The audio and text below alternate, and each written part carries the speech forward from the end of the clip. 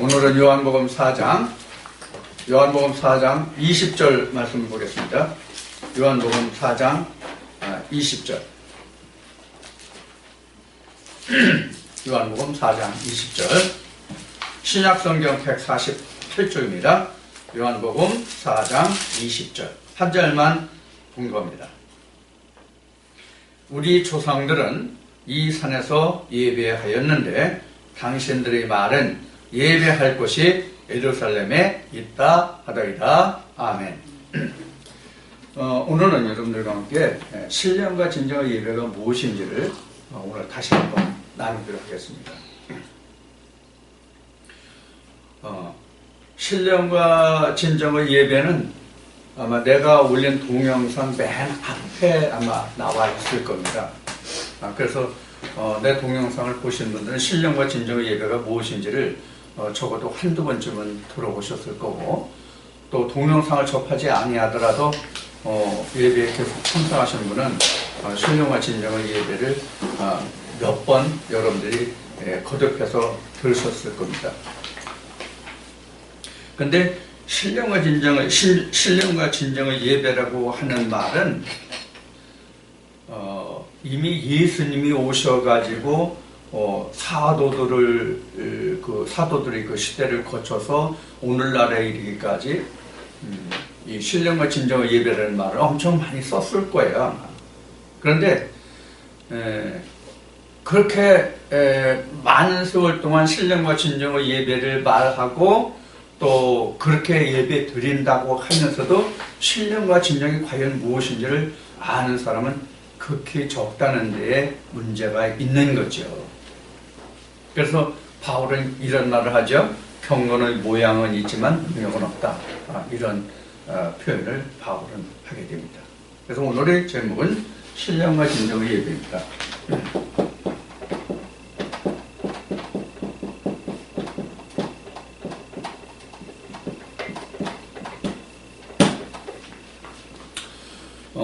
예수님이 요한복음 8장에서 이런 말씀을 하십니다. 너희가 진리를 알지니 진리가 너희를 자유케 하리라. 이런 말씀을 하시거든요. 신령과 진정의 예배는 자유하는 자가 드리는 예배가 신령과 진정의 예배입니다. 자유하는 자. 그럼 누가 자유하는 자냐?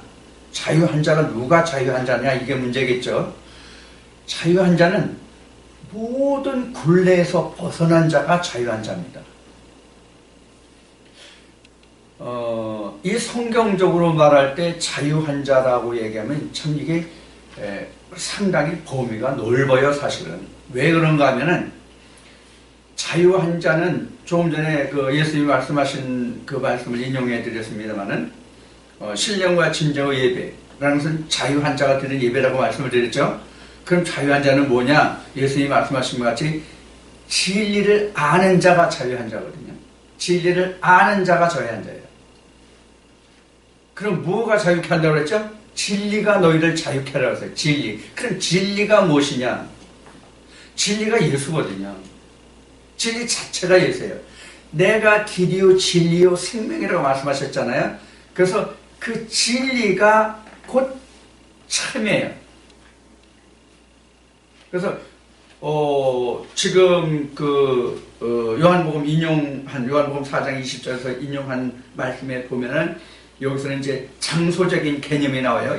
요한복음 4장 20절 다시 한번 보겠습니다. 우리 조상들은 이 산에서 예배하였는데 당신들의 말은 예배할 곳이 예루살렘에 있다 하더이다. 이렇게 얘기를 했어요. 이게 누가 얘기한 거냐면, 누가 말한 거냐면 사마리아 여인이 예수님께 말한 거예요. 사마리아 여인이 사마리아 여인이 말한 것인데, 요한복음 시작이 예수님이 갈릴리로 가야 되는데 갈릴리를 가야 할 때 사마리아를 거쳐 가야 되는 길이었던 것 같아요. 그 노정상. 그래서 이제 갈릴리로 갈 때 사마리아에 들다가 사마리아 여인이 마침 야곱이 자기 조상 야곱이 준 우물에 물을 길러왔죠. 야곱이 준 우물에 사마리아인이 물을 길러왔다는 얘기는 오늘날 우리로 말하면 예배 드리러 왔다 그 얘기예요. 예배하러 왔다 그 얘기가 물을 길러 온 거예요. 여러분들 지금 물 길러 온 거예요. 물 길러 온 건데 어떤 물을 길르냐 하는 거예요. 야곱의 물을 기를 거냐, 진리의 영원한 생명수의 생물물을 기를 거냐 하는 거거든요. 이제 그런 이제 말씀의 과정에서 시작한 것이 바로 신령과 진정의 예배가 나온 거예요. 근데 지금 다시 확인해 보신 것이 요한복음 4장 24절에는 장소적인 개념으로 지금 사마리아인이 예수님께 말해요. 우리는 이 산에서 예배하였는데 유대인들, 즉 유대인들의 말에는 예배할 곳이 예루살렘에 있다 하다이다. 그럼 예수님이 이것을, 그래, 너희는 즉 사마리아 너희들은 이 산에서 예배하는데 유대 사람들은 예루살렘에서 예배한다. 그래 옳다. 이렇게 했으면 좋았으련만 그게 아니란 말이에요. 이게 무엇이냐면 이런 얘기예요. 쉽게 얘기하면 예배하는 것은 때와 장소가 정해져 있는 것이 아니다. 그 얘기예요. 그래서 앞에 뭘 말씀드렸냐면 자유한 자만이 신령과 진정의 예배를 드릴 수 있다라고 말씀드립니다. 자유한 자는 예배드리는 장소가 구애가 없어요. 시간이 구애가 없어요. 구애가 없습니다. 신령과 진정의 예배는 장소, 시간의 개념이 없습니다. 그럼 예수님이 말씀하신 신령과 진정을 예배 드릴 때가 오나니 언제라고 그랬어요? 이때라고 했어요. 곧 이때라고 그랬어요. 그 다음에 이제 말씀을 이어서 쭉 보면 이제 나옵니다. 이제 우리가 살펴볼 겁니다. 자, 그래서 우리가 신령과 진정의 예배는 시간과 장소와 어떤 그런 개념이 별도로 정해져 있는 게 아니에요. 자, 여러분들 다 들어서 이제 그 사마리아 여인이 이야기하는 우리는 이 산에서 예배하였는데, 이것은 여러분들 그 모세오경 보면, 출애굽기에 보면은 뭐가 나오냐면 두 산이 나와요. 두 산이 나와요. 이스라엘 백성들이라고 하는 것은 곧 야곱의 12 아들들이 이스라엘 백성들이잖아요. 야곱이 12 아들이 있는데 초가 넷이에요. 야곱에게 초가 넷이에요. 근데 그 네 초에서 아들들이 태어나기를 12이 태어났어요. 12이 태어났는데 장자가 르우벤이죠. 르우벤인데 장자가 자기 소모 빌하를 겁탈하는 그런 범죄를 행함으로써 장자지만 장자의 반열에 들지 못하고 소자의 반열에 들어갔어요. 야곱에게는 본처가 둘이고 첩이 둘이죠. 라헬과 레아가 본처고 빌하하고 또 하나는 누구죠? 그래서 처가 넷인데 본처에게서 난 자식들은 다 축복산에 서게 되고, 그 다음에 르우벤을 포함해서 나머지 소자에게서 난 아들들은 저주의 산에 서게 돼요. 그래서 그리심산, 에발산 이렇게 얘기하죠. 그래서 지금 사마리아 여인이 우리는 이 산에서 예배하였는데 하는 것은 그리심산을 얘기합니다. 사마리아는 어디냐면 북이스라엘의 수도가 사마리아예요. 우리가 지경에 대해서는 그렇게 중요시 여기지 않는데 참고로 말씀을 드리는 거예요. 그래서 지금 북이스라엘에서는 지금 사마리아에서 예배를 드렸고, 남유다에서는 예루살렘에서 예배를 드렸다는 얘기예요. 결국으로 말하면. 근데 예수님은 그거 아니다 이거예요. 그거 아니다. 그거 아니다. 그 다음 절을 보겠습니다. 21절부터 21절. 예수께서 가로시되 여자여 내 말을 들으라. 이 산에서도 말고 예루살렘에서도 말고 너희가 아버지께 예배할 때가 이르리라. 그러니까 사마리아도 아니야. 예루살렘도 아니야. 그래서 너희가 정말로 하나님께 예배할 때가 이르는데 예루살렘도 아니고 이 산도 아니다. 그리심산도 아니고 예루살렘도 아니다. 자, 그럼 여러분 예루살렘에 뭐가 있죠? 예루살렘에 하나님의 성전이 있어요. 예루살렘에 하나님의 성전이 있어요. 자, 여러분들 하나님의 성전 하면 구약에서 첫 번째 꼽히는 게 뭐가 있어야 성전입니까? 법궤가 있어야 성전이에요. 법궤가 있어야 성전이에요. 그런데 성전에 법궤가 있어요. 성전에 법궤가 있는데 법궤가 말합니까? 못합니까? 법궤는 말 못합니다. 법궤는 말을 못해요. 예수님이 말씀하신 같이 신령과 진정의 예배가 그런 그 뜻입니다만은 하나님은 영이시거든요. 영은 뼈와 살이 없어요. 요한복음 21장에서 예수님이 말씀하신 것이 하나님의 영이신 뼈와 살이 없어요. 뼈와 살이 없다는 얘기는 오감이 없다는 얘기예요. 오감이 없으니까 말을 못한다는 얘기예요. 뼈와 살이 없으니까 말을 못한다는 얘기예요. 그럼 하나님이 어떻게 말씀하십니까? 사람의 육신을 입어서 지난주에 우리가 말씀을 나눈 것 같이 말씀이 육신을 입은 자를 통해서 하나님이 말씀하시거든요. 이것을 성령의 감동이다 이렇게 얘기하죠. 신학적으로 이야기하면 성령의 감동을 받은 사람이 하나님을 대신해서 그 입을 말하는 거예요. 그래서 주의 종은 하나님의 대언자예요. 이것을 히브리서에는 뭐라는 하나님의 천사 이와 같이 이야기합니다.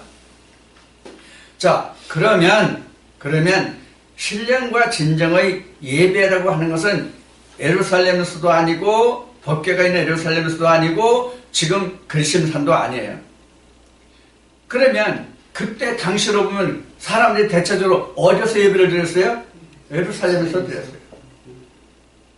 예루살렘에서 드렸어요. 이 예루살렘에서 예배 드린 이 내력을 말하려고 한다면 어디까지 사실 거슬러 올라가서 이 내력을 살펴보아야 하느냐면 이스라엘의 통일된 왕 3대째 왕 솔로몬으로 거슬러 올라가야 되거든요. 거기서부터 예배하는 장소가 갈려졌어요. 나라가 분열됨에 따라서 예배 장소가 달라졌어요. 그래서 이스라엘 백성들이 그 1년에 3대 절기에는 이스라엘 백성들이 남자는 다 예루살렘에 와서 하나님 성전에 와서 하나님께 보여라 이렇게 말씀하고 계시거든요. 신명기 말씀을 보면. 그런데 남유다와 북이스라엘로 분열된 이스라엘이 됨으로써 북이스라엘의 10지파를 맡게 된 르호보암 왕이 남유다 예루살렘의 10지파의 백성들이 예배하러 가면 그 백성들이 다 남유다에 속해져서 자기는 왕의 자리에서 쫓겨날 거라고 생각하고 예루살렘을 가지를 못하게 했어요. 오늘날 그 중동에 보면은 그 마호메드 있잖아요. 이슬람 그 1년에 그 한 번씩 라마단 때 그 수십만씩 모여가지고 사고를 일으키는 경우가 많이 있죠. 불상사가 일어나는 그와 같은 일이 있었어요. 사고 난 그런 일이 아니라 1년에 3차례씩 모이는 그런 일이 있었단 말이에요. 예루살렘에. 근데 방금 말씀드린 바와 같이 그러면 내 백성을 잃고 나는 왕권을 잃고 나는 실각할 것이다 라는 것을 생각해서 하나님이 주신 절기를 그 엇비슷하게 르호보암 왕이 자기가 절기를 만들었어요. 왜? 이스라엘 백성이 예루살렘에 가는 것을 막으려고. 거기서부터 유래된 거예요. 거기서부터. 그래서 사실은 성전이 찢어진 거죠. 결국은 성전이 찢어진 거죠. 거짓 성전과 즉 하나의 법궤가 없는 성전과 하나의 법궤가 있는 성전으로 찢어지고 나눠진 거예요. 자, 그럼 이것을 오늘날 우리로 살펴보자. 오늘날 우리로 살펴보면 법궤가 있는 성전이니까 법궤가 없는 성전이 있거든요. 앞에 말씀드린 것 같이 성전이라는 것은 뭐가 있어야 성전이라고 했어요? 법궤가 있어야 성전이다. 그런데 옛날에는 돌판에 새긴 법궤가 있었어요. 근데 지금은 그런 법궤가 없죠. 돌판에 새겨진 법궤가 오늘날은 뭐라고 여러분들에게 말씀드렸어요? 성경이 지금 돌판에 새겨진 법궤예요. 그 다음에 신비에 새겨진 법궤가 뭐예요? 마음에 새겨진 호심경, 우리 말씀을 육신을 입은 우리 마음속에 새겨진 말씀이 바로 두 번째 돌비에 새겨진 말씀이에요. 똑같이 말씀은 하나님 말씀이에요. 다만 그 말씀이 돌에 새겨져 있느냐 내 마음에 새겨져 있느냐만 다른 거예요. 근데 그 말씀을 어떤 말씀을 새겼느냐 하는 거예요. 물이라는 대목에서 여러분들에게 말씀드릴 때 바알도 물이에요. 하나님도 물이에요. 그럼 어떤 물을 거기다가 쏟아 부었느냐 하는 거예요. 각자의 마음에.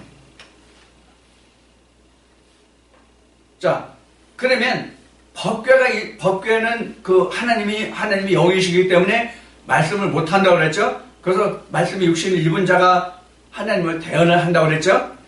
그 역사가 뭐냐면 우리가 표면적으로 나타난 것이 누구냐면 모세와 예수예요. 그래서 이스라엘 백성들이 그러죠. 우리가 직접 하나님을 만나면 죽을 것 같으니까 하나님이 두렵다. 그러니까 모세 네가 가서 말씀을 받아와라. 그럼 우리가 다 여호와의 말씀을 준행하겠다. 이와 같이 얘기해요. 출애굽기에 나옵니다. 근데 이스라엘 백성들이 그때 당시에 여호와의 말씀이 무엇인지 듣지를 못했을 때예요. 모세 네가 가서 여호와의 말씀을 받아와라. 그럼 우리가 다 준행하겠다 할 때는 여호와의 말씀이 무엇인지 듣지를 못했을 때예요. 여호와의 말씀이 처음 계명이 기록된 게 출애굽기 20장에 10계명이 기록되거든요. 그런데 그 이전에 이스라엘 장로들과 그 모세와 여호수아에게 말해서 이스라엘 백성은 산 밑에 있게 하고 70장로와 그 모세와 여호수아 이런 사람들만 하나님 앞에 나가서 하나님을 아련하는 장면이 나옵니다. 그걸 보고 이스라엘 백성이 두려워했던 거거든요. 그래서 우리가 여호와 입에서 나온 말씀 우리가 바로 들으면 우리가 죽을까 하노라. 이제 그런 말씀이 그래서 나온 거예요. 그래서 모세에게 말씀을 주시고 모세도 내가 입이 빡빡하고 둔하니 내가 어떻게 하나님을 내가 대신해서 말할 수 있냐. 그렇게 하니까 야 말 잘하는 네 형 아론 있잖아. 염려하지 마. 그래가지고 모세가 지성소에 들어가서 하나님의 말씀을 보고 하나님의 음성을 듣고 와서 자기 형인 아론에게 말하면 아론이 대언해 줬잖아요. 이건 나중에 출애굽 말씀을 드릴 때 다시 그 뜻이 무엇인지 우리가 다시 한번 조명해 보기로 하고요. 여하튼 그런 과정을 거쳐서 하나님의 말씀이 이스라엘 백성들에게 증거되고 그래서 이스라엘 백성들이 하나님이 어떤 분인가를 알게 됐죠. 자, 그렇게 모세가 직접 하나님을 아련하고 그 말씀을 아론에게 줘서 아론이 이스라엘 백성들에게 그 말씀을 증거했을지라도 이스라엘 백성들은 하나님 위에서 나오는 말씀을 직접 들은 거나 마찬가지잖아요. 그럴지라도 그들은 하나님의 말씀을 청종하지 아니했단 말이에요. 그 결과가 뭐예요? 이스라엘 백성들 1세대가 전부 다 광야에서 다 죽었던 사건이에요. 이것을 가장 통틀어서 한 제목으로 말하면 무리바 사건이라고 말하지요. 자, 그래서 하나님은 영이시기 때문에 말씀하지 못하신단 말이에요. 근데 그때 당시에는 법궤를 하나님의 대신으로 해서 하나님한테 묻고 하나님의 말씀을 전해 들은 그런 시대가 있었는데 이 시대가 바로 율법 시대예요. 그러면서 예수님에게 넘어온 시대가 바로 진리인데 이 진리 시대에는 말씀이 육신이 되는 것을 예수님이 처음 성경에서 말씀하고 계신 거예요. 이것이 거듭남이에요. 말씀이 육신을 입는 게 이게 거듭남이에요. 요한복음 3장에서 우리가 거듭남을 보지만은 요한복음 1장 14절에서 거듭남을 이미 성경은 증거하고 있는 것이거든요. 그래서 이와 같이 말씀이 육신을 입은 거듭남이고 거듭난 자가 신령과 진정으로 예배드리고 신령과 진정으로 예배드린 자가 요한복음 8장에서 자유함을 얻은 자고 자유함을 얻은 자가 하나님의 거룩함에 참여한 자고 하나님의 거룩함에 참여한 자가 하나님께 신령과 진정으로 예배드릴 수가 있는 거란 말이에요. 그러면 내가 지금 예루살렘 성전에 있다 하더라도, 법궤가 있는 예루살렘 성전에 있다 하더라도, 앞에 말씀드린 것을 연속해요. 있다 하더라도 그 법궤가 영임으로 법궤가 직접 말하지는 않는단 말이에요. 쉬운 얘기로 우리가 성경을 보지만 이 성경은 하나님이에요. 요한복음 1장 1절 통해 하나님이에요. 그럼 이 성경만 놓고 있으면 하나님이 말씀하십니까? 말씀하지 않으세요. 사람이 입을 통해서 말씀하시거든요. 그래서 말씀이 육신을 입은 자가 필요한 거고 거듭난 자가 필요하고 거기서 자유함을 얻어요. 그럼 자유함이라는 것은 뭐냐? 율법의 모든 그 사람의 육신으로 지켜서 행하는, 행함으로 나갔던 그 모든 것들을 벗어나서 마음으로, 영으로 드리는 과정이 신령과 진정의 예배예요. 마음으로 드리는 것. 율법은 몸으로 드리는 것. 그래서 율법과 진리라는 것은 몸으로 드리는 시대에서 마음으로 드리는 시대로 바뀌어지면 이게 율법과 진리가 이게 시대의 변환을 가져오는 거예요. 이것을 거듭남이라고 그래요. 요런 자가 신령과 진정의 예배를 드리는 거예요. 자, 그래서 그 다음 이제 22절을 봅시다. 요한복음 4장 22절을 봅시다. 너희는 알지 못하는 것을 예배하고 우리는 아는 것을 예배하노니 이는 구원이 유대인에게서 남이니라. 여기서 아는 것과 알지 못하는 것이에요.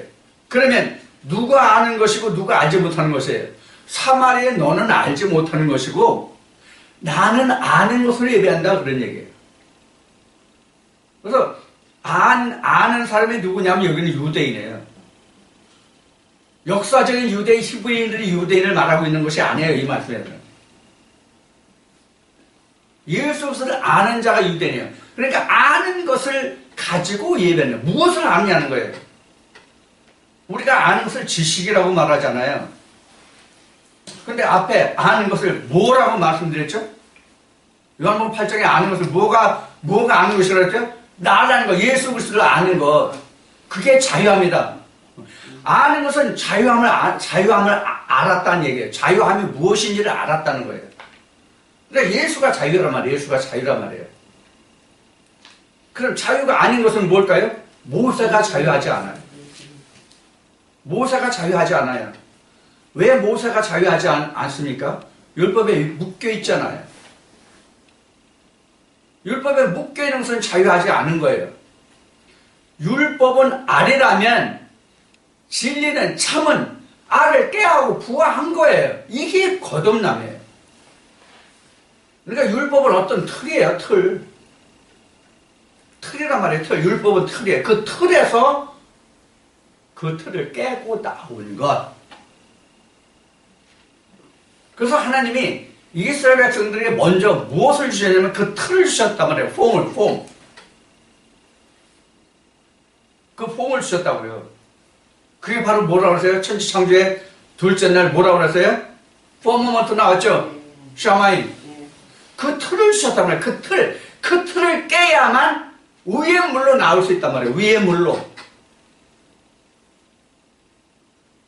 그래서 겟나오 아노덴이라는 그 헬라어가 위로부터 난 자를 말하는데 위가 바로 위의 물을 말한다 이거예요. 샤마임을 깨야만, 그 틀을, 포모먼트를 깨야만 내가 엘로힘으로 올라갈 수 있는 거예요. 엘로힘으로, 샤마임으로 낳지 않고 엘로힘으로 낳는 거예요. 바로 그게 바로 아는 거예요. 그게 바로 아는 거예요. 엘로힘으로 된 것이 아는 거예요. 샤마임을 아는 것이 아는 것이 아니라 엘로힘을 아는 것, 엘로힘이 되는 것이 아는 것이란 말이에요. 자, 그럼 천지창조의 개념과 거듭남과 지금 예배가 같아요, 틀려요? 같아요. 같은 개념이라고. 그러니까 천지창조가 안 되면 내가 신령과 진정으로 예배 드릴 수 없는 거예요. 창세기 2장 3절인가를 좀 보겠습니다. 창세기 2장 3절 보세요.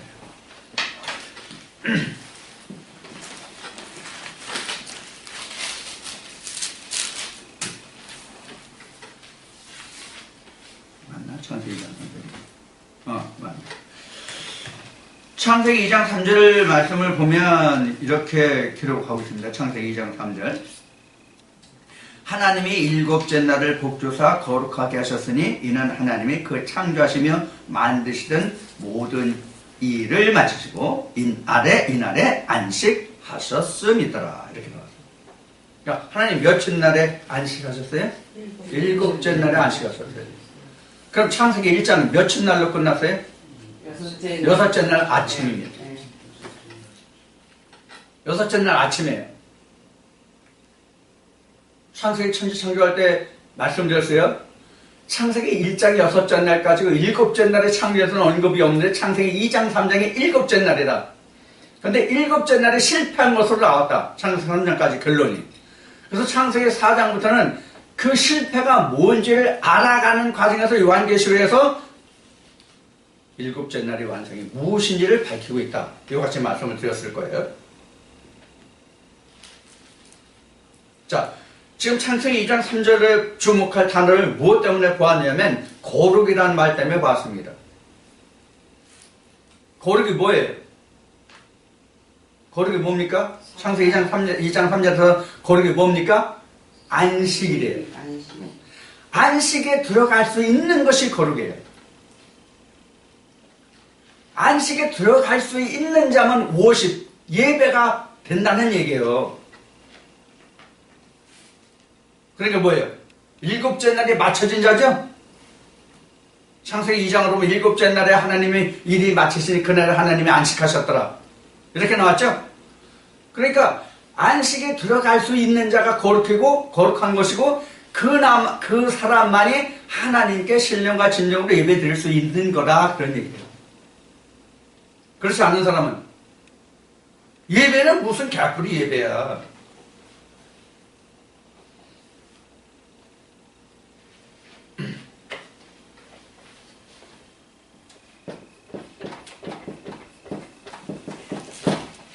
예배란 거룩한 자만이 이렇게 얘기했다. 예배란 거룩한 자가 된 사람이 하나님 앞에 나아가 하나님과 뭐 하는 시간이다? 하나님과 공감하는 시간. 하나님과 교류하는 시간. 그런 의미가 바로 예배예요. 그럼 예배가 어떻게 변화되어 가는지를 우리가 천지창조를 통해서 한번 살펴보자고요. 천지창조라는 것은 곧 법과 같아요. 지난번에 말씀드린 바와 같이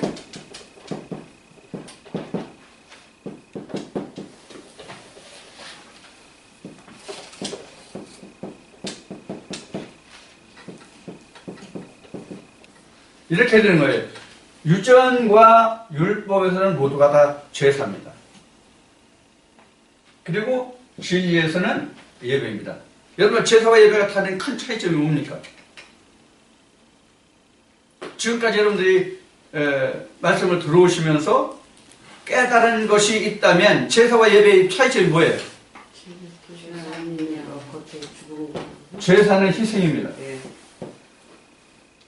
제사는 희생이거든요. 희생이라는 것은 어떤 재물이 필요하다는 얘기예요. 재물이 필요하다는 얘기예요. 그럼 예배는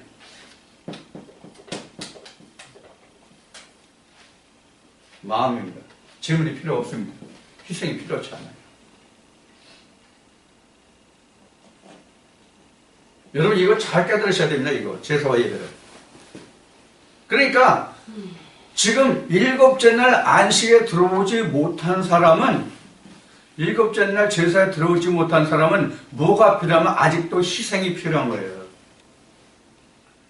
그러니까 아직까지도 내가 11조가 어떠한 것이라고 11조에 대해서 올릴 말씀이 많아요. 그 중에서 가장 대표적으로 많이 본 말씀이, 제일 많이 본 말씀이, 제가 올린 동영상 중에서 제일 많이 본 말씀이 뭐냐면 11조의 총종이에요.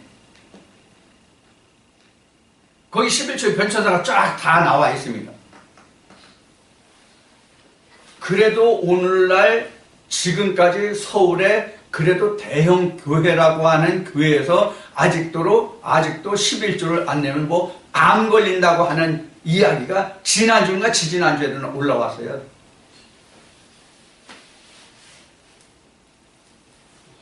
내가 어렸을 때 우리 어머니가 저 자식들이 쓸데없는 얘기, 얼떨랑떨랑 전혀 터무니없는 얘기를 야, 너희들은 귀신 신나라 까먹는 소리 하냐고 하는 얘기를 많이 하셨거든요.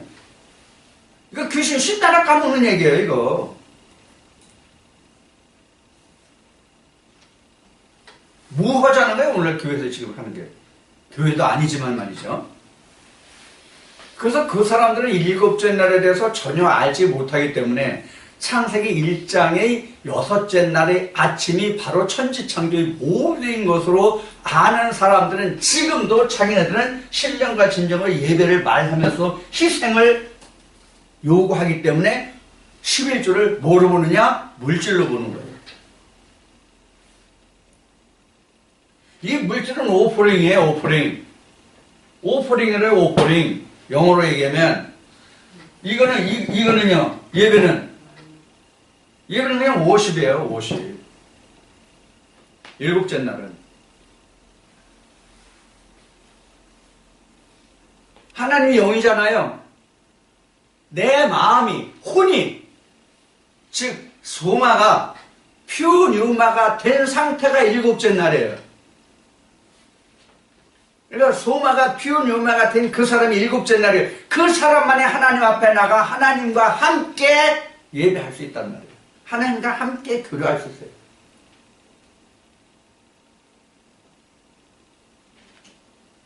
그렇게 된 사람만이 하나님은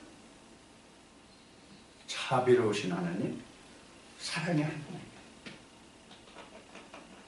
이 사람들은 두려운 하나님.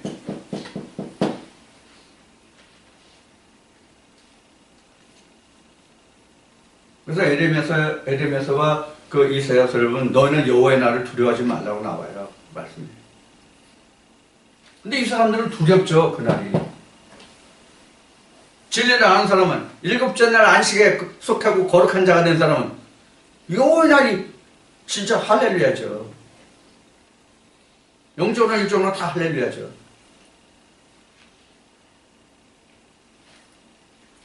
자, 그래서 아는 것과 알지 못하는 것입니다. 그럼 무엇을 알고 무엇을 모르느냐? 예수를 알고 모르고요. 예수를. 예수님이 요한복음에서 그렇게 말씀하시죠. 야, 너희들이 모세의 글, 떨기나무 글에서 너희가 읽지 못하느냐? 모세의 글에 기록한 그 모든 것이 나에 관한 기록이야. 이게 예수를 아는 거예요. 그래서 여기서 너희는 알지 못하는 것을 예배하고 우리는 아는 것을 예배한다고 하는 이 아는 것은 곧 예수 그리스도란 말이에요.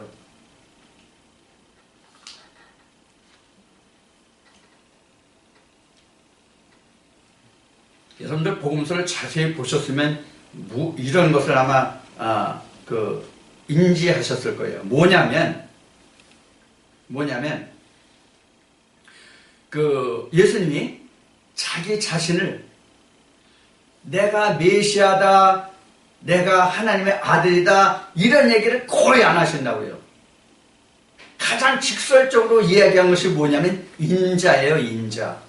또는 하늘에서 내려온 자, 이렇게 표현해요.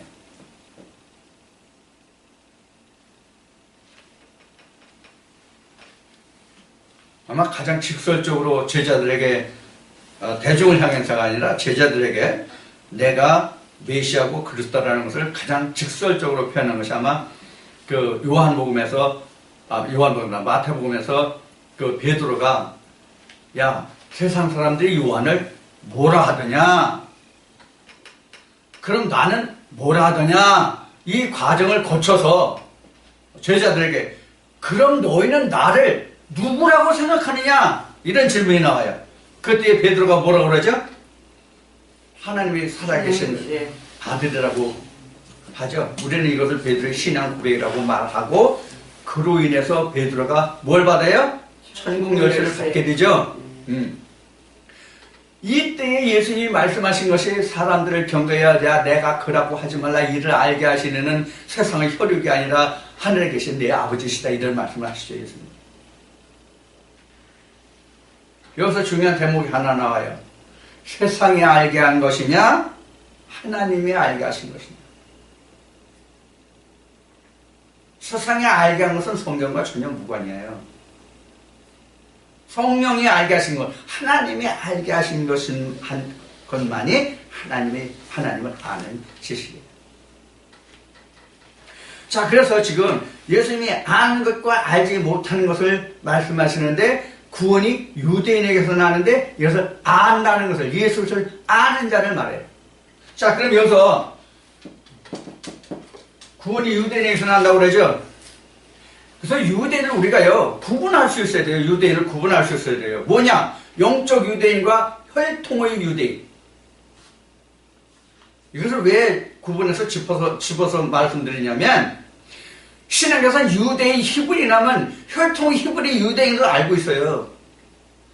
지금은 혈통 유대인 히브리는 전혀 필요 없어요. 영적인 유대인과 히브리인과 바리새인들이 중요하단 말이에요, 지금은.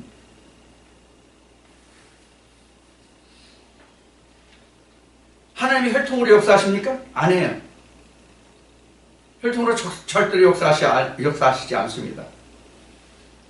2000년 전에 지금도 그 유대인들 그렇습니다만 2000년 전은 더 했죠. 예수님이 예루살렘에 오실 때 자기들이 비록 그 로마의 식민 지배하에 있으면서도 자기네들만이 하나님의 손민이라는 그 손민 사상이 굉장히 컸단 말이에요. 그래서 자기네들만 구원을 입는 것으로 생각하고 이방인을 사람으로 취급하지도 않았던 민족이 바로 히브리인들 유대 민족이에요. 그럼 여러분들 성경의 기록상으로 와서 이방인에도 구원이 베풀어졌음의 이 기록이 언제부터 나올까요?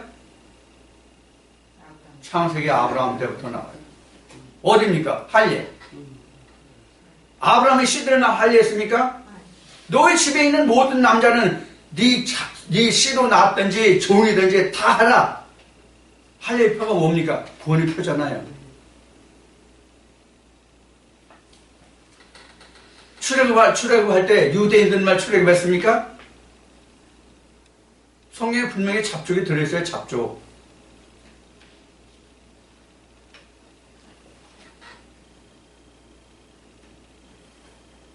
근데 그 생각들이 구원이 하나님이 히브리인들이 하나님이라고 하는 사상이 언제까지 성경에 기록되어 있습니까?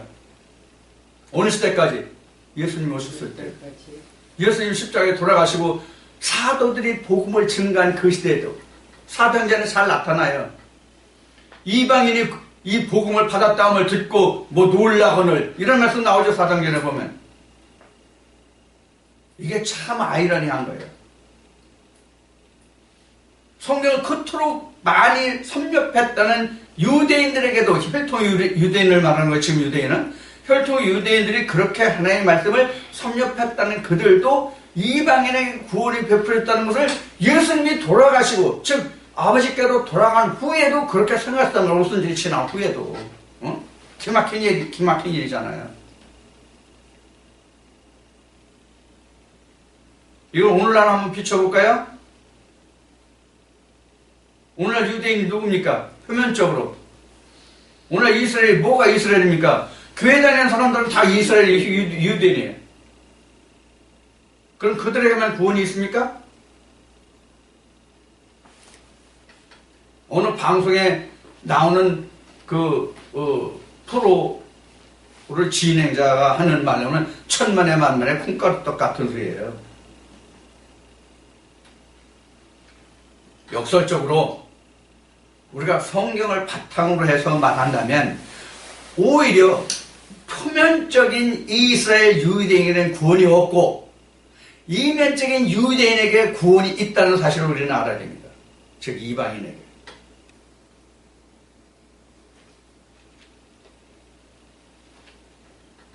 그 외에 이런 말씀이 아니더라도 하나님은 이렇게 말씀하세요. 하나님이 유대인의 하나님만 되느냐? 이방인의 하나님은 안 되느냐? 이방인의 하나님도 되느니라. 이런 말씀도 있죠? 자, 그래서 여기서 이제 아는 것과 모르는 것이 나왔어요. 자, 23절 봅시다. 아버지께 참으로 예배하는 자들은 신령과 진정으로 예배할 때가 오나니 곧 있더라. 아버지께서는 이렇게 자기에게 예배하는 자들을 찾으시리니라. 자, 지금 23절에서 신령과 진정한 예배가 나오니 곧 있더라고 그랬어요. 아버지께서 이렇게 자기에게 예배하는 자들을 찾는다고 말씀하셨어요. 그러면 지금 23절에 예수님이 말씀하신 내용인데 여기 지금 누가 예배하고 있습니까? 누가 누구와 예배하고 있습니까? 사마리아 여인과 예수가 지금 예배하고 있잖아요.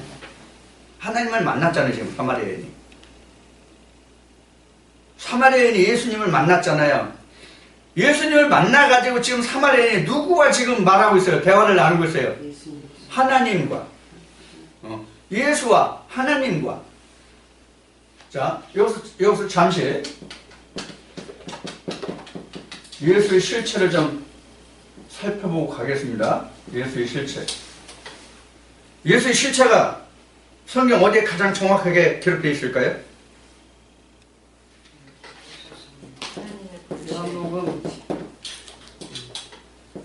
요한복음 14장 20절. 아버지가 내 안에, 내가 아버지 안에, 너희가 내 안에.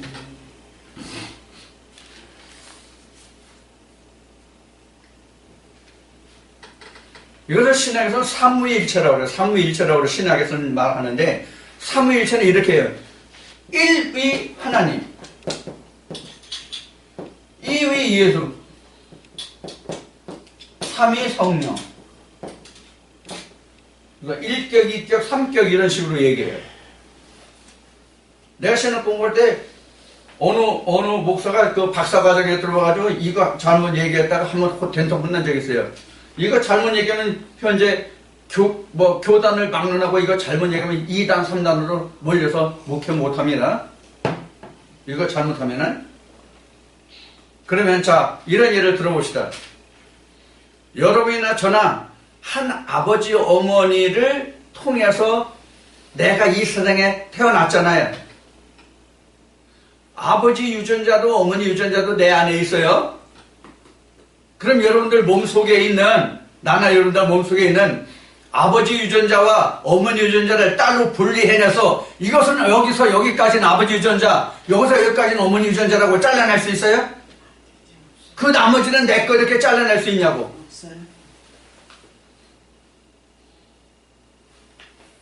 지금 신학이 뭐자는 거예요 도대체가?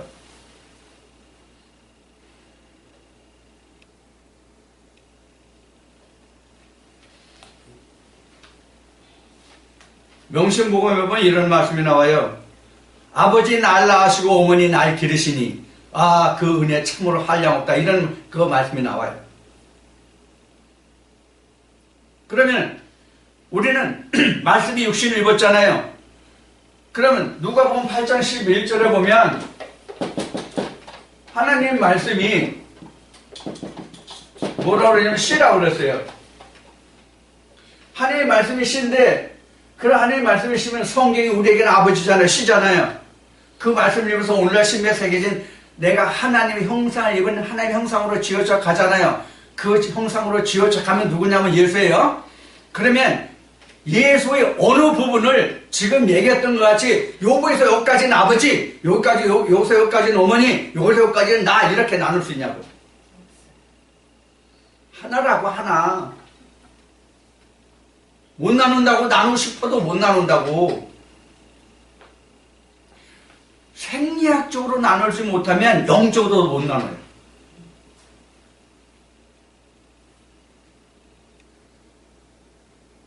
이 이야기는 뭐냐면 상식적으로 과학적으로 증명할 수 없으면 하나님도 증명이 안 된다고. 하나님도 그 범위를 떠나는 하나님이 아니시라고.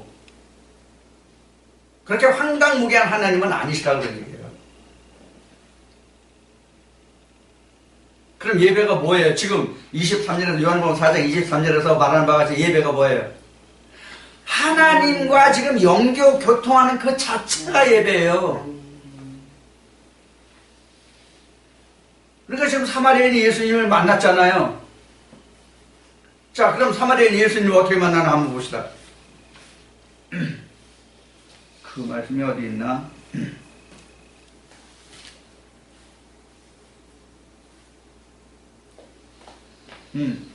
15절로부터 봅시다. 15절로부터. 4장 15절로부터. 여자가 가로되 주여 이런 물을 내게 주라. 이런 물을 내가 주는 물을 너희가 내가 누군지 알았다면 너희가 내게 물을 구하시라. 그 물은 영혼의 그 목마르지 않는 그 생수가 되래. 그 말씀이 이어지는 말씀이에요. 그 말에 대해서 여자가 말해, 사마리아 여자가 말하되 15절 여자가 가로되 주여 이런 물을 내게 주사 목마르지도 않고 또 여기 물길로 오지도 않게 하옵소서. 가로사대 가서 네 남편을 불러오라. 이렇게 이 말씀을 이어져요. 그러니까 목마르지 않는 물이 뭐예요? 생수? 여러분들의 신비에 새겨지는 레마의 말씀이에요. 레마의 말씀이 있으면 그 말씀이 내가 하나님과 뭐 하는 말씀이 돼요? 영으로 교통하는 말씀이 돼요. 영으로 교통하는 말씀이 되면 그게 신령과 진정의 예배가 되는데 그러한 말씀이 내 안에서 역사될 때 분출돼 나올 때 그게 생수가 되고 그 생수를 통해서 하나님과 내가 역사가 이루어지면 내가 하나님과 하나가 되는 예배의 시간이라는 얘기예요. 그게 신령과 진정의 예배라는 얘기예요.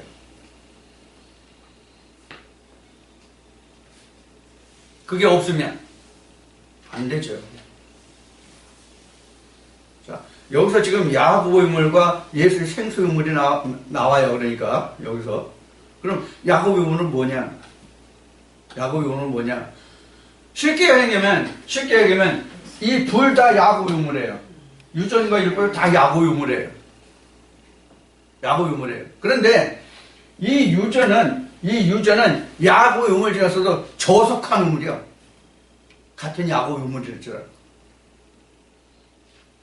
그래도 율법은 그래도 하나님의 음성을 들은 자예요. 율법 어디서 나왔죠? 광야에서 나왔죠? 유전을 떠난 자에게만 율법이 주어지는 거죠, 사실은. 통틀어서 말하면 둘 다 율법이에요.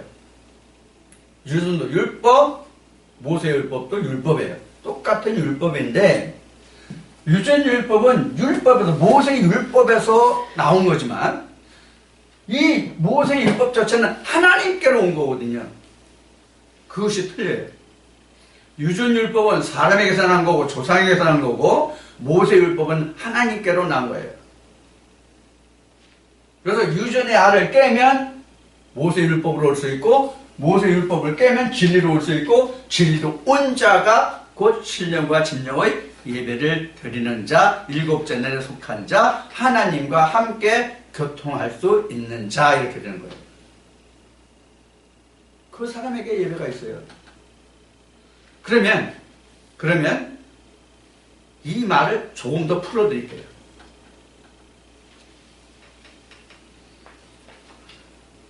여러분 창세기 1장 1절 하나님 태초에 천지를 창조하시다 이 말씀을 내가 평생을 묵상했어요. 이게 진짜 천지 창조가 내가 살아가는 이 자연의 세계의 천지 창조인지 아니면 다른 뜻을 가지고 있는지 이걸 내가 하나님께 묻고 물어서 지금 40년 50년 됐어. 근데 어느 날 갑자기 이해하고 들으세요?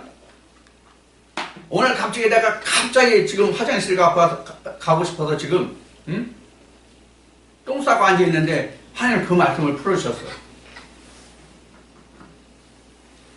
아니 한참 잠결에 잠자고 내 꿈꾸고 있는데 그 말씀을 풀어주셨어. 아니면 내가 길을 행하는 중에 풀어주셨어. 그러면 그래도 어느 길을 행하는 중이라면 어느 정도 그 옷을 갖춰 입은 그런 상태겠죠. 어떤 사람이든지 간에. 발가벗고 나가는 일은 없겠죠. 길을 행하는 중이라면. 그러나 잠을 자는 중이라든가 화장실에 있는 상태라면 누구든지 그 사람의 차림 형태로는 어떤 상태예요? 가장 편안한 상태. 다른 사람에게 보이고 싶지 않고 나타내고 싶지 않은 그런 치부까지 드러난 상태잖아요. 그러할지라도 그 시간이 내가 하나님과 교통하는 시간이기 때문에 그 시간이 거룩한 시간이고 예배하는 시간이고 신령과 진정의 시간이다 그런 얘기예요. 그런 때와 장소가 없죠. 그래서 성경이 이렇게 있는 거예요. 하나님은 애물을 취하지 아니하시고 그 마음의 중심을 보시느니라. 이렇게 기록된 거예요.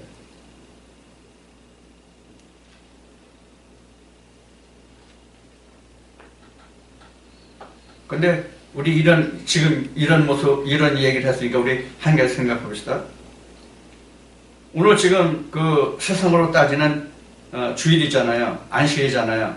그래서 우리가 하나님께 예배하러 왔잖아요. 그러면 예배하러 오면 하다못해 그 남자나 여자나 동동물이고 딱뿐이라도 발 놓고 가고 싶지 그냥 가고 싶은 사람 없죠? 그게 사람의 본심이란 말이에요. 그게 기본 마음의 상태란 말이에요. 그런데 하나님은 그런 사람은 없지만 빨가벗고 와도 영적으로만 교통할 수 있으면 하나님은 그 사람이 그 영혼이 이쁜 거야. 사람은 저거 하나님을 믿는다는 게 뭐 진리를 안다는 게 뭐 철에 뭐 이래 이런다 그런 얘기예요. 성경에 한 예를 들면 예수의 제자들이 하루는 아침에 그 예수님과 함께 길을 가다가 시장에 그들에게 뭘 따먹었어요? 밀리사를 따먹었어요. 바리새인들 뭐라 그랬어요? 야, 너희들 자칭 뭐 하나님의 제자고 뭐 하늘에서 내려고 하나님의 아들이라고 해서 그것도 다른 날도 아니고 안식일 아침에 야 밀리사를 딱 처먹냐? 너희들이 그래도 거룩하냐 하나님 자녀냐? 우리 말아야 일주일에 뭐 세 번을 금식하고 11조를 내고 이러잖아요. 근데 예수님이 인용하신 말씀이 뭐예요? 너희가 참 하나님도 알지 못하다 너희가 멀쩡한 사람 너희가 제일 만든다. 내가 다 읽봐라. 야, 제사장의 예를 먹지 못하는 진설육을 먹었다. 그럼 다 죽어야 되지 않냐 그럼? 응? 너희들 이거 어떻게 할래 그럼? 어떻게 설명할래? 이런 식이었잖아요. 이런 거예요. 그러니까 율법의 견지에서 보면 묶이는 게 많아요.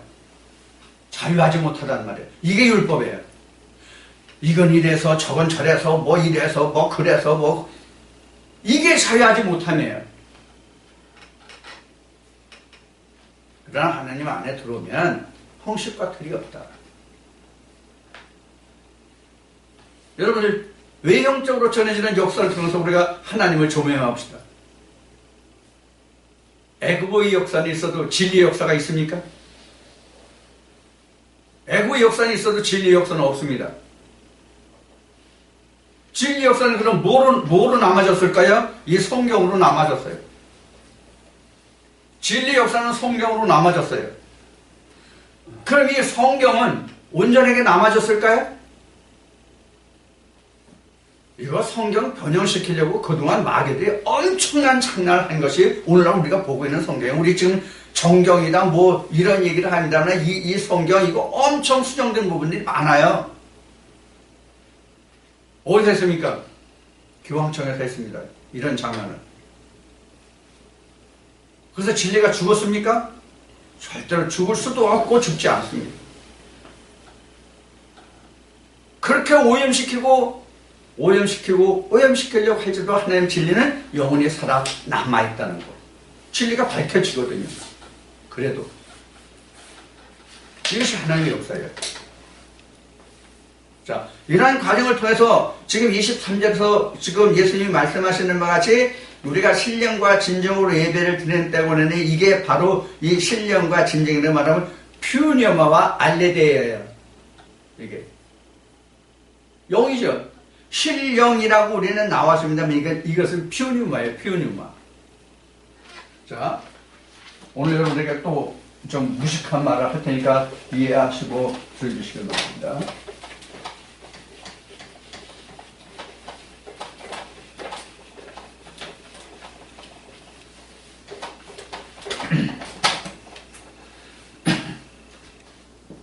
그냥 한글을 쓰겠습니다.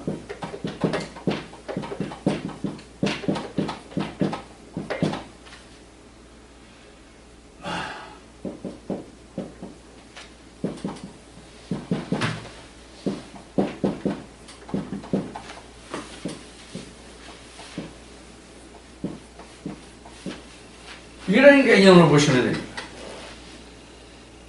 이런 개념을 보시면 됩니다. 이게 뭐예요? 이게 밑에 게 뭐예요? 이게 성전 모습이죠? 하나님이 모세에게 부르셨고 창세기 1장 1절에 말씀이 바로 이거예요. 자, 이게 똑같은 거거든요. 그래서 이거는 하나님 아예 취급을 안 하세요. 이게 이제 유전을 쫓아가는 거거든요.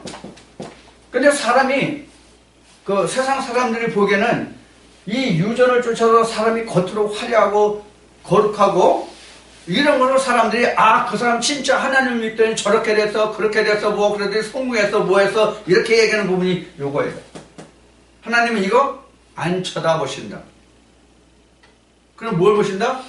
하나님 여기서부터 주목하세요. 여기. 소마와 피오니마를 주목하신다. 사람의 본질이 뭐냐면 소마예요. 이게 인간의 본질이에요. 사실은. 지금 제가 이렇게 서 있잖아요.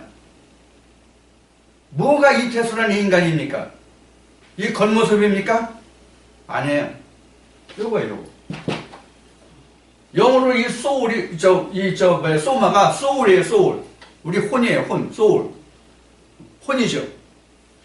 이 혼을 퓨뉴마화 하는 거예요. 퓨뉴마화 하는 거예요, 화. 퓨뉴마화 하는 거예요. 그래서 앞에 뭐가 나왔냐면 예수와 사마리아인이 이렇게 말하는 장면이 나왔죠. 22절, 23절 통해서. 그러면 퓨뉴마가 이렇게 내 속에 들어온 거예요. 이렇게. 한 번에 왕창 들어오는 게 아니고 우리말로는 야금야금 이 얘기했죠. 야금야금 이렇게 내가 하나님 나라로 지어져 가는 거예요. 이렇게. 그러면 요 땅은 하나님 땅이고 피우님하고 요 땅은 그냥 소울이라고 요 땅은. 그럼 내가 신령과 진정으로 예배한다 할지라도 요게 화한 것만, 화한 피우니마 화한 만큼만 내가 하나님께 드릴 수 있고 그만큼만 하나님의 음성을 들을 수 있는 거예요. 이 전체를 다 못 들어요. 우리는 평생을 이걸 해가는 거예요, 이거를. 평생을 이걸 해가는 거든. 근데 어떤 사람들이 이거를 기존 신학에서 그렇게 하지만 어느 날 공과 일정 기간 끝나고 세례 받고 아멘 하면은 다 이렇게 된 줄 알아. 개떡이라 그러라. 뭐가 그렇게 되겠니, 개떡이나. 이렇게 된 상태가 사실은 뭐냐면 일곱째 날이야. 다 돼야만. 근데 우리는 요 부분만큼만 일곱째 날이 되는 거예요. 사실 엄격히 따지면. 엄격히 따지면. 요만큼 뿐이 못 드려. 된 만큼 뿐이 드릴 수가 없어. 다 드리고 싶어도 하나님께 받아가진 것이 요만큼 뿐이 없는데 어떻게 드려 더 이상 드리고 싶어도 못 드리지. 근데 우리는 어떻게 생각한다? 다 드린다고 생각한다 그럽니다. 노예요, 노가 아니라 네버예요. 할 수가 없어. 결코 될 수가 없어. 자, 그래서 신령과 진정으로 예배 드린다고 한 얘기는 소마 이콜 퓨뉴마가 됐을 때예요. 엄격하게 따지면, 성경적으로 엄격하게 그 한계를 따지면 우리 인간의 소울이 완전히 퓨뉴마화 됐을 때. 그래서 잠언 8장에서는 이거를 조화, 하나님의 조화 이렇게 있어요. 이게 조화의 시작이잖아요. 이렇게. 이게 창세로는 천지창조 이런 말. 땅이 하늘로 되는 사건이 천지창조예요. 하늘과 땅을 만드는 게 아니라 땅을 하늘로 만드는 사건. 그게 천지창조거든요. 자, 그래서 성소에서 지성소로 돌아가는 결과가 된다. 내가 지성소가 되는 거잖아요. 내가 이렇게 되면 이게 지성소니까 표현해봐. 이게 창세기 1장 1절이란 말이에요. 그래서 이렇게 되는 사건이에요. 이렇게 돼서 내가 하나님 앞에 나가는 것을 신령과 진정의 예배다. 근데 이렇게 되는 순간이 딱 내가 어느 교회 가서 예배 드리고 말씀 드릴 때 그 시간에 되는 사건이 아니다라는 얘기예요. 이따다 저따다 여기다 저기다 이게 관계가 없다는 얘기예요. 그러니까 여기서도 말고 예루살렘에서도 말고 예배 드리는 때가 오나니 곧 있더라. 그래서 사마리아에게는 누구와 만난 사건이에요? 예수를 만나서 아는 사건이에요. 예수가 누군지. 생수를 주는 자라는 것을 앞에 알았잖아요. 그런 분을 내게도 달라고 그랬잖아요. 그러니까 예수님이 하신 말씀이 남편 데려와라니까 난 남편 없어요. 그럼 사마리아인이 진짜로 남편이 없어서 없다고 했어요? 예수님은 알았어요. 야, 현재 네가 섬기는 남편도 내 남편이 아니다. 내가 그래서 바른 대로 말했다. 이렇게 말씀하시고.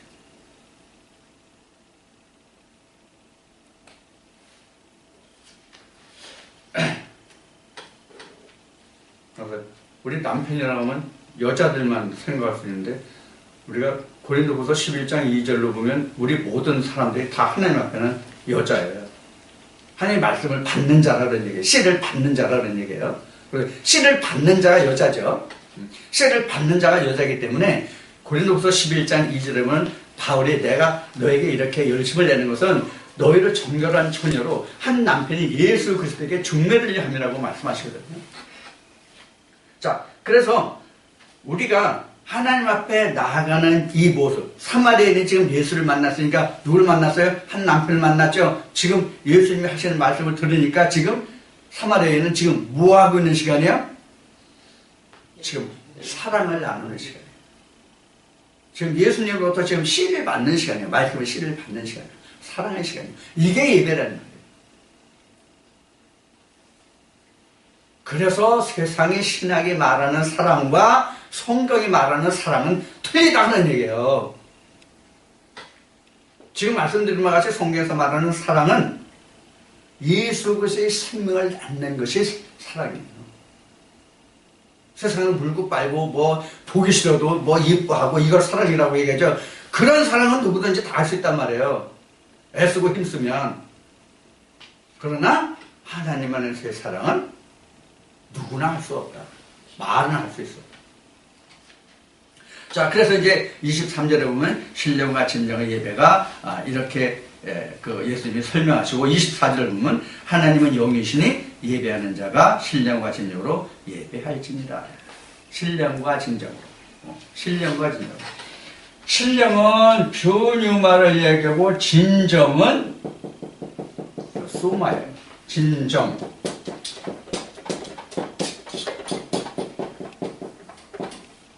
참 마음이죠. 마음 장사니까. 참 마음으로. 참 하나님과 참 마음으로 하나님께 드리는, 하나님 앞에 나아가는 예배가 신령과 진정의 예배예요. 그래서 지금 말씀드린 바와 같이 우리가 신령과 진정으로 예배 드리려면 우리 마음에 뭐가 와 있나? 퓨뉴마가 와 있나? 참이 와 있나? 참 마음.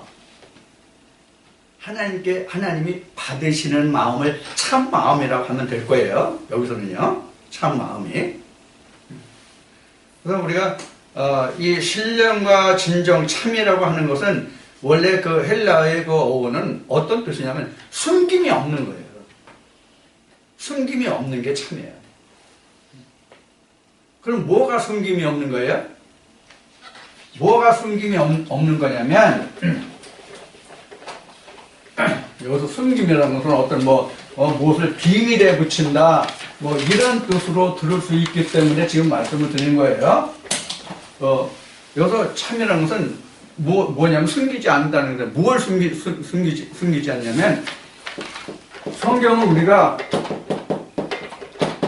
다른 말로 하면 묵시라고 얘기하잖아요. 묵시가 뭐예요? 베일로 쌓여져 있다는 얘기거든요. 이 베일이 벗겨진 게 참이에요. 베일이 벗겨지면 누가 나와요? 이런 뜻이에요. 숨기지 않는다는 뜻이 이런 뜻이에요. 참이라는 얘기가 이런 뜻이라고요. 감춰진 것이 없는 거예요. 드러난 거예요. 그러니까 요한계시록이죠. 요한계시록이 우리가 다른 우리말로 한문으로 표시해서 묵시록이라고도 얘기하죠. 묵시록이라고도 얘기하는데 영어로 표현된 요한계시록의 말은 묵시가 아니에요. 요한계시록은 사실 영어로 표현된 단어는 레벨레이션에서 뭐냐면 폭로되다 이 뜻이거든요. 폭로된 건 묵시가 아니잖아요.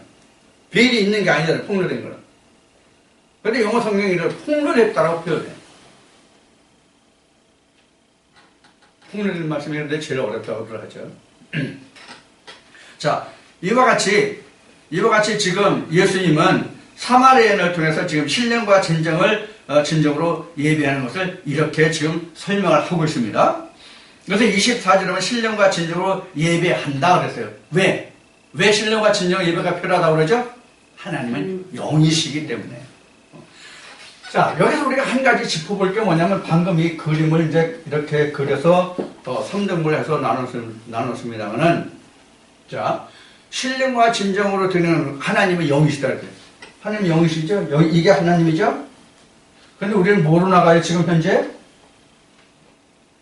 교회들이라고 하는 데서는 뭐로 나가요?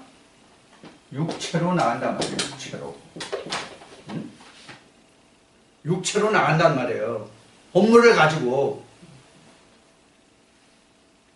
헌물은 드릴 수도 있고 못 드릴 수도 있는 거예요. 그러나 이거는 반드시 드려야 돼요.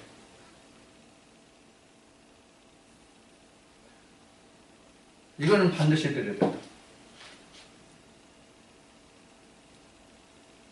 이건 사정의 형편에 따라서 드릴 수도 있고 안 드릴 수도 있고 더 드릴 수도 있고 못 드릴 수도 있고 그런 거야. 이건 자유자재야. 이거는 하나님 이거 가지고 묶어놓지 않아서 이거 가지고 묶어놨지. 근데 지금 이거는 걸러먹고 이거는 아주 철저히 챙겨 먹는단 말이에요. 자, 그래서 25절 여자가 가로되 메시아 곧 그리스도라 하는 이가 오실 줄을 내가 아는데 그가 오시면 그가 우리에게 이렇게 이것을 알게 할 것이다 이렇게 얘기를 해요. 그러니까 예수님이 뭐라 그래요?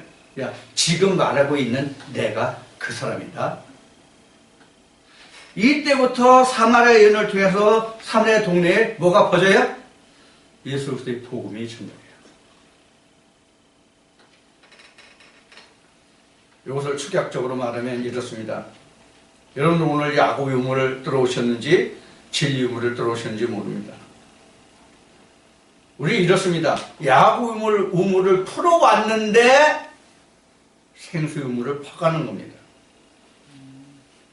그 생수 우물을 퍼가면 오늘 말한 사마리아 동네가 어디냐면 여기에요. 이게 사마리아예요. 뭐예요? 곧 저와 여러분 마음이에요. 그 마음의 복음을 전하는 거예요. 그러면 사마리아 온 동네에 피우니마 복음이 증거되는 거예요. 할렐루야. 이거예요. 이렇게 되면 신령과 진정으로 예배를 드릴 수 있는 사람이 된다는 거예요. 그러면 내가 언제 어디서 하나님의 말씀이 역사되면 그게 예배예요. 갑자기 어떤 말씀이 그동안 궁금했던 말씀인데 갑자기 길을 행하는데 밥 먹는데 잠자는데 아까 얘기했듯이 화장실에 있는데 그 말씀이 깨달다. 그럼 그거 예배예요. 하나님과 이거 교통하잖아 그 시간에. 그럼 그게 예배예요. 그러니까 교회가 예배고 단에서 있는 목사의 입에서 나오는 설교를 들어야 예배고 아니라 가장 좋은 예배는 그럼 어떤 예배일 것 같아요? 내 속에서 역사되는 예배가 있을 때 가장 좋은 시간이에요. 그 시간이 할렐루야. 그것 때문에 먼저 받은 사람들이 앞에서 떠드는 거야, 단에서. 그렇게 되라고.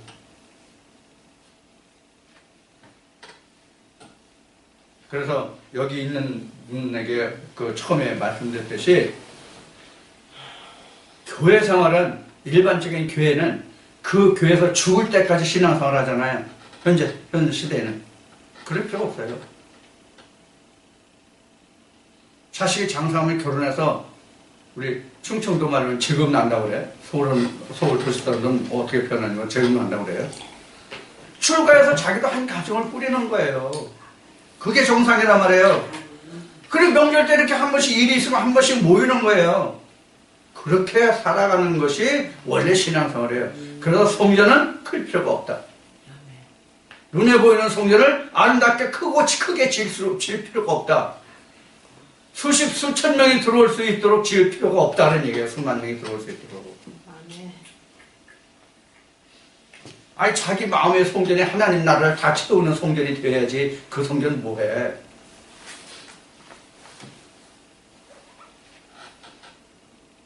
하나님 말씀이 내 안에 들어와서 소마를, 사마리아를, 예루살렘으로 하나님이 거룩하시고 영원하신 성을 주신 쉬운 삶으로 만드는 일을 하는 그 자체가 신령과 진정의 예배가 된다. 그 얘기입니다. 우리 시청자 여러분들과 함께 나누는 이 말씀을 통해서 여러분들 진짜 마음속에 신령과 진정의 예배가 끊이지 않고 영속되는 그런 하나님과 동행하는 삶이 될 수 있는 그런 말씀의 역사가 저나 여러분들의 마음속에 항상 쉬지 않고 끊임없이 일어날 수 있는 그런 신령과 진정의 예배자가 될 수 있도록 하나님을 붙들고 예수 그리스도를 붙들고 성령과 함께 동행하는 축복된 삶이 되시기를 축원드립니다.